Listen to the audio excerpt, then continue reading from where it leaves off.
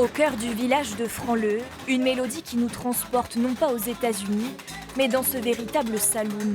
Le grand soir approche, le Colorado ouvre ses portes dans quelques heures. Le lieu est fantastique. Hein. Là, c'est vraiment, il manque plus que le cheval à l'entrée, la diligence, c'est super. C'est vraiment un saloon, quoi. C'est super.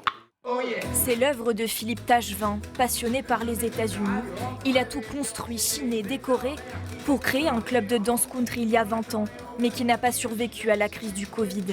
Le lieu est resté vide, mais se prépare à renaître grâce à sa rencontre avec Philippe Gelmoni, musicien.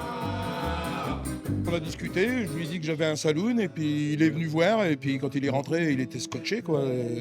Et il a dit il faut que ça revive quoi, il faut refaire quelque chose. Une salle comme ça qui est vide, c'est mort, c'est nul quoi. J'ai hâte que tout le monde arrive là. Oui, j'ai hâte que tout le monde arrive. Pour la première, la nouvelle salle de concert affiche complet, 130 spectateurs, de Franleu ou des communes voisines. Il n'y a pas suffisamment de lieux en Picardie pour pouvoir jouer, donc j'avais envie de me lancer un petit peu dans l'aventure. Ce qui est intéressant, c'est d'avoir un lieu qui soit ancré dans la ruralité, parce que c'est vrai que la plupart des lieux sont concentrés dans les villes, Amiens, Abbeville, la Côte-Picarde, etc. Et que ici, dans le coin, il n'y a rien, et qu'on sait très bien que la mobilité, c'est pas quelque chose de facile. La seconde vie du lieu commence, un succès pour les premiers spectateurs.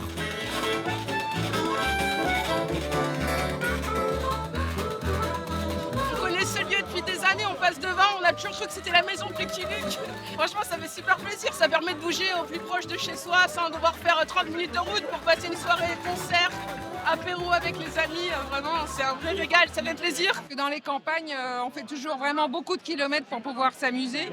Et que le fait qu'il y ait une salle comme ça qui s'ouvre pas loin de chez nous, c'est top. Certains promettent déjà de revenir en décembre, car le Colorado vibrera une fois par mois. La programmation est annoncée jusqu'en juin. Serait moins pénible le soleil.